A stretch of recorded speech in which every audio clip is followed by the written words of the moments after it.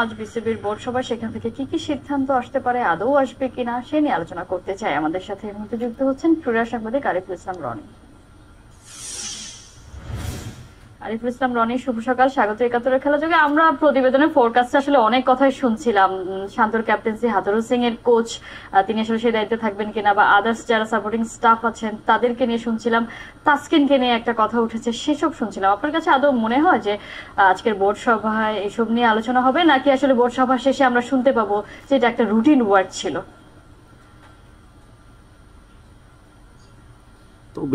তো ভিউয়ার্স একটু ওয়েট করবেন, নেটওয়ার্কের একটু ঝামেলা, যার কারণে কথা শোনা যাচ্ছে না। একটু পরে শোনা যাবে, একটু ওয়েট করবেন, ঠিক আছে? আরিফুল ইসলাম রনি, আমরা শুনতে পাচ্ছি না, আনমিউট করতে হবে।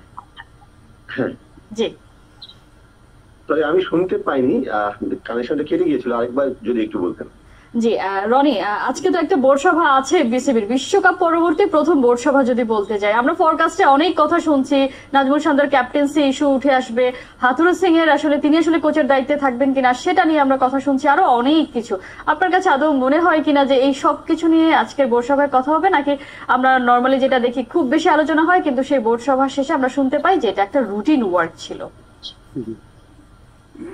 না, আলোচনা হবে এটা নিয়ে আমার কোনো ডাউট নেই যে আলোচনা হবে, বাট সেই আলোচনার ফল কি হবে, বা আমরা যেভাবে আশা করছি ক্রিকেট অনুসারীরা কিংবা আমরা যারা ক্রিকেট সংশ্লিষ্ট আছি, ক্রিকেট জার্নালিস্ট যারা আছে, আমরা ক্রিকেট নিয়ে কাজ করি, তাদের আশা বা প্রত্যাশা যা আছে, বা যে মাত্রায় আলোচনা হওয়া উচিত, বা যেটা সেই আলোচনার ফল যেরকম হওয়া উচিত সেটা হবে কিনা সেটা নিয়ে আমার সংশয় আছে। কারণ এর আগেও আমরা অনেকবার দেখেছি যে গর্জন অনেক হয়, বর্ষণ ততটা হয় না আর কি।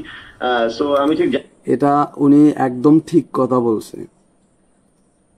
জানি না যে তারা আসলে কতটা কি পদক্ষেপ নেবেন। এবং দেখুন, বোর্ড সভায় আমি যে প্রতিবেদনটা দেখছিলাম সেখানেও যেমন উঠে আসছিল যে অনেক কিছু, যে বোর্ডের আপনাদের সেই প্রতিবেদন যদি সত্যি হয় যে বোর্ডের অর্ধেক পরিচালক তারা ভাবছেন যে শান্তকে 1 বছরের জন্য রেখে দেওয়া হোক, তাহলে আসলে মানে খুব বেশি তো সেই আমরা যে আশাটা করছি সেরকম কিছু তো হবে না। আমি পার্সোনালি মনে করি যে নাজমুল হোসেন শান্তর ক্যাপ্টেন্সি নিয়ে আমার খুব বেশি প্রশ্ন নেই। শান্ত এবারও বিশ্বকাপে খুব ভালো করেছেন তিনি, ক্যাপ্টেন্সির দিক থেকে গ্রুপ পর্বের ক্যাপ্টেন্সি বেশ ভালো করেছেন। পরের ম্যাচগুলো এটা আমার বেশি ভালো লাগলো না।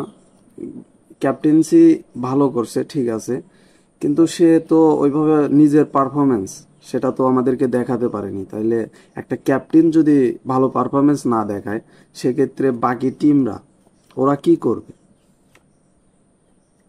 তো ক্যাপ্টেন্সিতে তার আসলে আঙুল তোলার খুব বেশি জায়গা আমি দেখিনি, বাট আপনার ক্যাপ্টেনকে তো পারফর্ম করতে হবে। এবং টি-20 ক্রিকেটে শান্তর যে পারফরমেন্স, শুধু এই বিশ্বকাপে না, ওভারঅল যদি আপনি দেখেন, তাহলে ডেফিনেটলি আপনাকে বলতে হবে যে শান্ত টি-20 ব্যাটসম্যান হিসেবে এখন ইন্টারন্যাশনাল লেভেলে সেইভাবে প্রস্তুত নন। সো যিনি ক্যাপ্টেন হিসেবে ব্যাটসম্যান হিসেবে দলে থাকতে, যার দলে থাকা নিয়ে প্রশ্ন আছে, তাকে আসলে ক্যাপ্টেন করাটা আমার মনে হয় না যে ক্যাপ্টেন হিসেবে রেখে দেওয়াটা খুব যৌক্তিক। অন্যান্য 2 ফরম্যাট নিয়ে আমার প্রশ্ন নেই, তিনি সেখানে ভালো করছেন বা তার ভালো করার জায়গা আছে, সেখানে তাকে সময় দেওয়া যায়। কিন্তু আমরা মোটামুটি শিওর যে টি-20 ব্যাটসম্যান হিসেবে তিনি এখনো পর্যন্ত প্রস্তুত নয়, তাকে অনেক উন্নতি করতে হবে। তো আমার রাইট, এটা ঠিক বলছেন। মনে হয় যে সেই জায়গায় একটা বড় ডিসিশন নেওয়ার ব্যাপার আছে, কিন্তু আমি আসলে সন্দিহান যে বোর্ড আসলে সেই পথে হাত দেখে না, কিংবা সেরকম কোন ডিসিশন তারা নেবে কিনা। ইভেন কোচের কথা যদি বলি, কোচ যেভাবে দেখুন গত ওয়ানডে বিশ্বকাপেও বাংলাদেশের পারফরমেন্স ছিল যাচ্ছে তাই, এবারে বিশ্বকাপে তো সুপার 8-এ বাংলাদেশ উঠেছে, কিন্তু তারপরে যা হয়েছে, স্পেশালি শেষ ম্যাচে যা হয়েছে, যেভাবে বাংলাদেশ হেরেছে, বাংলাদেশ এটা ভাই বলার মতো না। এটা আমরা জানি কি হয়েছে, যেভাবে লড়াইয়ের তারা দেখায়নি বা চেষ্টা করেনি। এবং কোচ সুপার 8-এর আগে যেটা বলেছেন যে আসলে মানে সুপার 8-এ যা হবে সেটা বোনাস। কোন ন্যাশনাল টিমের কোচ এরকম মানে 2 যুগ ধরে ক্রিকেট টেস্ট খেলা কোন দেশের কোচ যখন এভাবে বলেন, তখনই আসলে তার কোচের দায়িত্বে থাকার যোগ্যতা তিনি হারিয়ে ফেলেন। তো আমি জানি না আসলে বিসিবি এই হার্ড লাইনে ততটা যেতে পারবে কিনা। নিশ্চয়ই। এই যদি একটু শুরুতে শান্তর ইস্যুটাই কথা বলি, শান্তর ক্যাপ্টেন্সি আসলে খুব বেশি প্রশংসিত হয়েছে, কিন্তু যেটা লাস্ট ম্যাচ ছিল টি-20 ওয়ার্ল্ড কাপে বাংলাদেশের, যেখানে সেমিফাইনাল যাওয়ার একটা বড় সুযোগ তৈরি হয়েছিল, সেই জায়গাটা আসলে শান্ত যেভাবে কথা বলেছেন ম্যাচ শেষে, মানে তারা তাদের অ্যাপ্রোচটা যেভাবে জানিয়েছেন, সেখান থেকে আসলে একজন ক্যাপ্টেন হিসেবে তিনি আসলে কতটা ঠিক ছিলেন, বা এটা কি আসলে শুধুই শান্তর ডিসিশন কিনা, নাকি পুরো আসলে টিম ম্যানেজমেন্ট থেকেই তো নিশ্চয়ই সেই ডিসিশনটা আসে। অন্য একটা জায়গায় যদি আসি, শান্তকে ক্যাপ্টেন্সি দেওয়ার কারণটাই যদি দেখি, তিনি তখন তো আসলে পারফর্ম করেছিলেন, কিন্তু বাংলাদেশের মতো এরকম একটা টিমের ক্যাপ্টেন্সি যাকেই দেয়া হয় তিনিই তো আসলে হারিয়ে যান। ডেফিনেটলি ক্যাপ্টেন্স এটা এটা ঠিক বলছে উনি, বাংলাদেশের ক্যাপ্টেন্সি যাকেই দেওয়া হয় সেই হারিয়ে যায়, এটা একদম রাইট। একটা প্রেশার তো বাংলাদেশ দলে থাকে। এমনকি শান্ত যখন ক্যাপ্টেন হয়েছিল তখন আমি লিখেছিলাম যে ক্যাপ্টেন শান্ত সবচেয়ে বড় চ্যালেঞ্জ হবে ব্যাটসম্যান শান্ত, কারণ পারফর্ম করতে হবে। বাংলাদেশ দলে এরকম অনেক আগে হয়েছে যে ক্যাপ্টেন্সি ভালো করছেন কিন্তু ব্যাটিং এর ফর্ম হারিয়ে ফেলেছেন, তারপরে তাকে দায়িত্ব হারাতে হয়েছে। মুমিনুল হক তো এখানে আদর্শ উদাহরণ। মুমিনুল যখন ক্যাপ্টেন হয়েছিলেন বা তাকে ক্যাপ্টেন করা হয়েছিল, তিনি মানসিক ভাবে বা কোনোভাবে আসলে প্রস্তুত ছিলেন না ক্যাপ্টেন্সির জন্য। তিনি ক্যাপ্টেন ম্যাটেরিয়াল দেশের ক্রিকেটে কখনো তাকে সেভাবে দেখা হয়নি, বাট আলটিমেটলি সাকিব আল হাসান নিষিদ্ধ হওয়ার পর তাকে ক্যাপ্টেন করা হলো, টেস্ট ক্যাপ্টেন, এবং তিনি অনেক স্ট্রাগল করে একটা পর্যায়ে ক্যাপ্টেন্সিতে রপ্ত করেছিলেন। ক্যাপ্টেন্সিতে যে অথরিটি এবং অন্যান্য যে ব্যাপারগুলো আছে সেগুলো রপ্ত করেছিলেন, উন্নতির চিহ্ন টেস্ট টিমে তিনি দেখিয়েছিলেন এবং একটা কালচার গড়ে তোলার চেষ্টা করছিলেন, কিন্তু নিজের ফর্ম তিনি হারিয়ে ফেলেছিলেন। আলটিমেটলি সেটা খেসারত তাকে দিতে হয়েছে। তো এবং সেটা আসলে সব দলে আপনার যদি আপনি প্রুভেন পারফর্মার না হন, এমন যদি হতো যে শান্ত আগে পারফর্ম করেছে, টি-20 তে অনেক ভালো পারফর্ম করেছে, তারপর তার একটা ব্যাট ব্যাচ যাচ্ছে, তাহলে আমি ধরে নিতাম যে ঠিক আছে, তাহলে আমি তাকে সময় দিতে পারি। কিন্তু যেটা হলো যে ব্যাটিং এ তিনি আসলে টি-20 ব্যাটিং এ ইন্টারন্যাশনাল পর্যায়ে সেরকম কিছু দেখাতে পারেননি, এবং আমার ডাউট আছে আসলে তিনি এখন টি-20 ব্যাটসম্যান হিসেবে প্রস্তুত কিনা, যদি আমার পার্সোনাল মতামত নেন। তো সেই দিক থেকে আমার মনে হয় যে সেটা বিবেচনায় নেওয়া উচিত। আর আপনি যেটা বলে যে আফগানিস্তান ম্যাচে, ওই ম্যাচ শেষে তিনি যেটা বলেছেন, যেভাবে বলেছেন, সেখান থেকেই তো আসলে বিতর্কের সূত্রপাত। এবং আমি নিজেও পার্সোনালি সেটা নিয়ে লিখেছি যে আসলে বাংলাদেশ দল যা করেছে আফগানিস্তানের সঙ্গে, তারা যদি সত্যি সেটা পরিকল্পনা করে থাকে, তাহলে এটা গোটা দেশের সঙ্গে ক্রিকেট, এটা হচ্ছে শাস্তিজন, ওনাদেরকে শাস্তি দেওয়া উচিত যদি এটা পরিকল্পনা করে থাকে, কারণ এরকম খেলা আমি কখনো দেখি নাই। ফলোয়ার যারা আছেন, যারা ক্রিকেট ভালোবাসেন, তাদের সঙ্গে একদম নির্ঘাত প্রতারণা, একদম নিশ্চিতভাবে প্রতারণা তারা করেছেন। কারণ এই ম্যাচে বাংলাদেশের সামনে জয়, মানে সেমিফাইনালে খেলার সুযোগ আছে, মানে বাংলাদেশ ক্রিকেট হিস্ট্রি সবচেয়ে বড় ম্যাচ হতে পারতো এটা। সেই ম্যাচে তারা যদি নিরাপদ এবং পলায়ন পর পথ বেছে নেন, যে তারা কোন রকমে জিততে চান, মানে 3-4 ওভারের পরে 3-4 উইকেট পড়ে যাওয়ার পরে তারা যদি ভেবে নেন যে এই ম্যাচ আসলে 12.1 ওভারের মধ্যে জয়ের ব্যাপার নেই, এটা আমাদেরকে কোন রকম জিতলেই চলবে, এবং একটা সান্ত্বনার জয় নিয়ে কোন রকম জিততে তো পারে নাই, মানে কোন রকম যে জিতবে সেটাও তো পারলো না তারা, একটা তৃপ্তির ঢেউ তুলবেন, তাহলে আসলে এটা ডেফিনেটলি জাতির আবেগের সঙ্গে প্রতারণা। তো সেদিক থেকে ডেফিনেটলি আঙুল তোলার জায়গা আছে। এবং আমি এটা মনে করি যে ওই ম্যাচে আসলে এই ডিসিশনটা, এই পরিকল্পনা কে নিলেন, কিংবা কার মাথা থেকে এলো, কিভাবে সেই পরিকল্পনা এলো, ডেফিনেটলি টিম মিটিং এ আলোচনা হয়েছে, এবং এই আলোচনা কার মাথা থেকে এসেছে এটা বের করা কোনো কঠিন ব্যাপার নয়। ঠিক আছে, এটা আসলে 5 মিনিটের ব্যাপার যদি আসলে বিসিবি চায়। তো আমি আমার মানে ব্যক্তিগতভাবে চাওয়া, বিসিবি যেন এটা চায়, তারা যেন সেটা, হ্যাঁ আমরাও চাই এটা যেন বিসিবি চায়, আমরা যেন ওই জিনিসটা জানতে পারি যে আসলে কার মাথা থেকে এই বুদ্ধিটা আসছে। দেখতে চাই তারা কিভাবে চায়, তারা কিভাবে ভাবছে, এটা হলো বড় ব্যাপার। তারা যদি মনে করে থাকে, বিসিবি যদি মনে করে থাকে যে ওই কোন রকমের জেতাটাই আসলে দরকার ছিল, তাহলে তো আসলে কিছু করারই নেই, তাই না? আর যদি তারা মনে করে যে না, এটা একটা বড় মানে আমি অপরাধী বলবো, একটা অপরাধের পর্যায়ে ছিল ব্যাপারটা, সেটা যদি থাকে, তাহলে ডেফিনেটলি আইডেন্টিফাই করা উচিত এবং সেই দায়ী ব্যক্তির বিপক্ষে বা বিরুদ্ধে ব্যবস্থা নেওয়া উচিত। সেটা ডেফিনেটলি শান্তর একা ডিসিশন ছিল না, ডেফিনেটলি সেখানে কোচের ইনভলভমেন্ট ছিল। এবং বাংলাদেশ দলে, এই দলে যদি সাকিব আল হাসান বা মাহমুদুল্লাহ বা এরকম কোন সিনিয়র ক্রিকেটার অধিনায়ক থাকতেন, তাহলে হয়তো আমরা ধরে নিতাম যে তার একটা বড় প্রভাব আছে।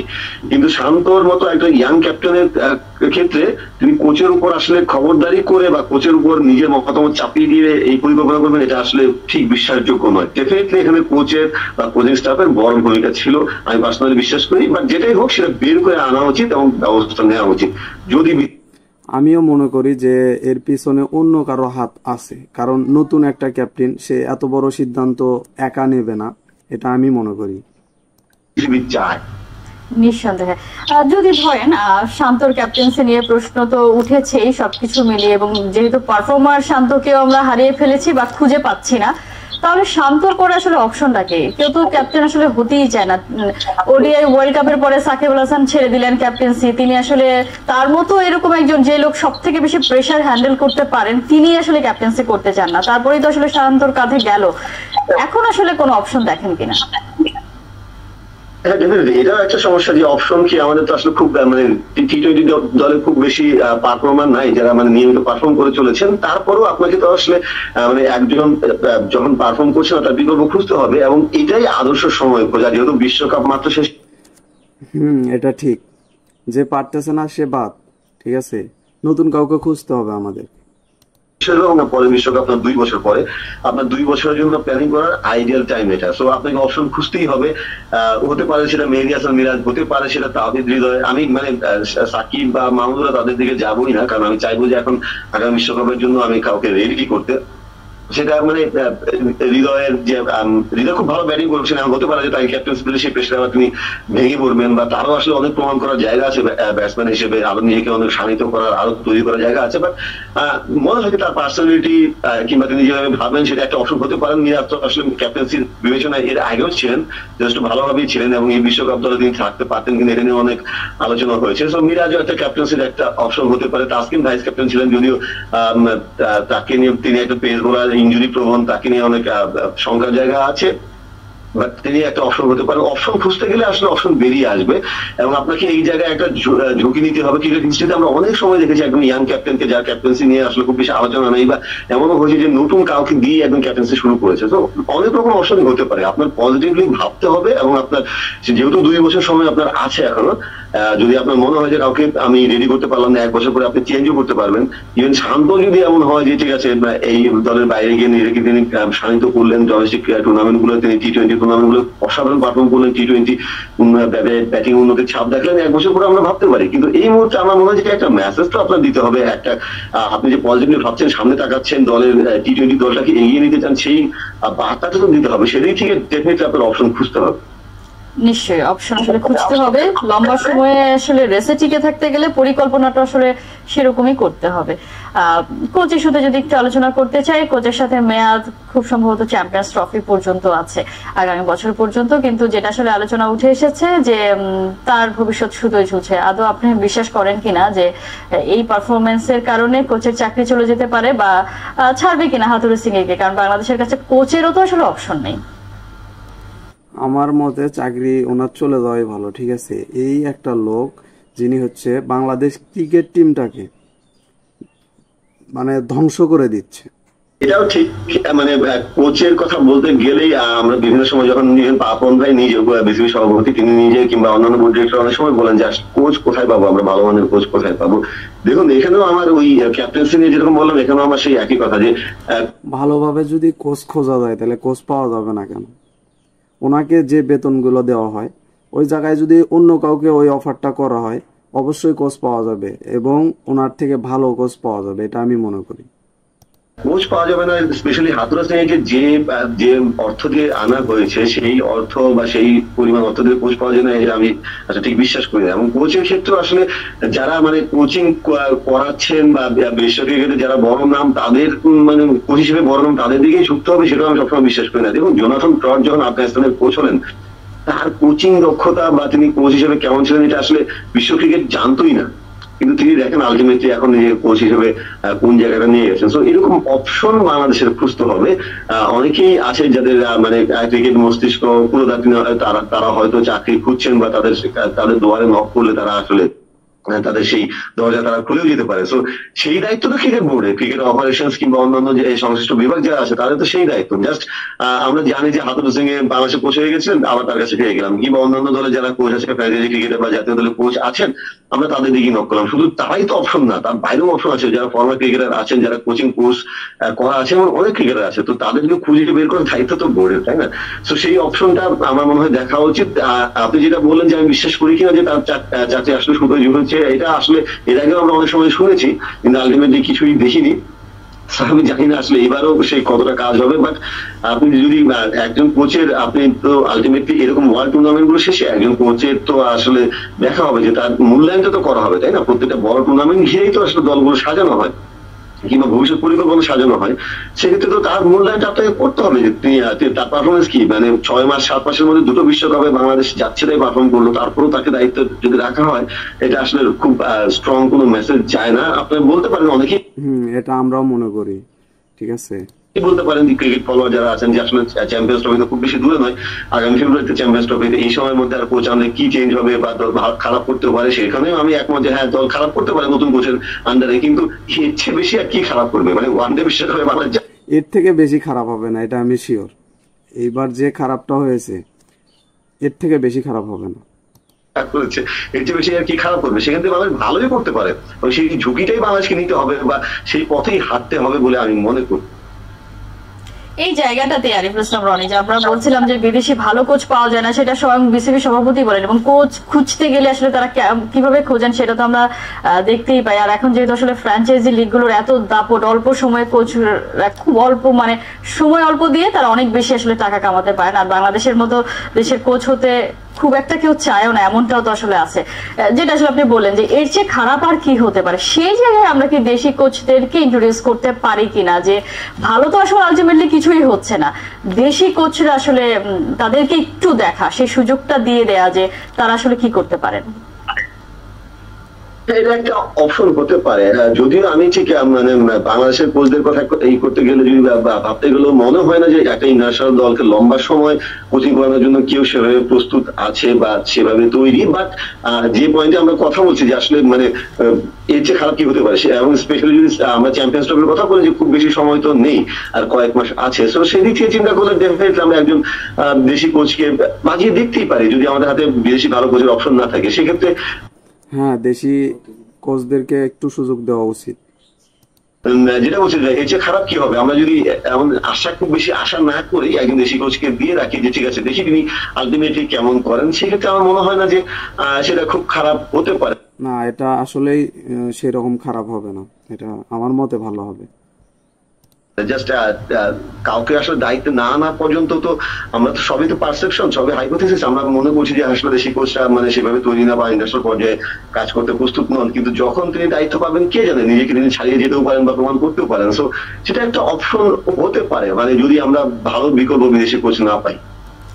আমার মনে হয় যে খারাপের থেকে ভালো হবে, এটার আশাটা অনেক ভালো, এটার আশা করাটা ভালো। এটা দেখা যাচ্ছে যে হচ্ছে খারাপ হচ্ছে, একের পর এক খারাপ হচ্ছে, তার মানে আমরা কি একটু ভালোর আশা করতে পারি না? অবশ্যই পারি। বা যদি আমরা সেই সাহসের সিদ্ধান্তটা নিতে পারি, হয়তো বা দেখা যাক। আসলে আমরা অনেক কিছু নিয়ে কথা বললাম, নিশ্চয়ই সে নিয়ে আলোচনা করব যে সেই বোর্ড মিটিং এর আউটকামটা কি হলো, আমরা কি ভেবেছিলাম কি হলো, বা দেশের ক্রিকেটে আলটিমেটলি কি পরিবর্তনগুলো আসছে, সেসব নিয়ে নিশ্চয়ই আলোচনা করবো। আরিফুল ইসলাম রনি, অসংখ্য ধন্যবাদ এতক্ষণ আমাদেরকে সময় দেওয়ার জন্য। তো ভিউয়ার্স, ভিডিওটা আপনারা অনেকে দেখছেন, তো ভিডিওটা দেখার পরে আপনাদের মতামত কি এটা একটু কমেন্ট বক্সে জানান। আর চ্যানেলে যদি নতুন হয়ে থাকেন তাহলে চ্যানেলটিকে অবশ্যই সাবস্ক্রাইব করে রাখবেন, আর ভিডিওটি একটি লাইক দিবেন। ধন্যবাদ সবাইকে, আসসালামু আলাইকুম, বাই।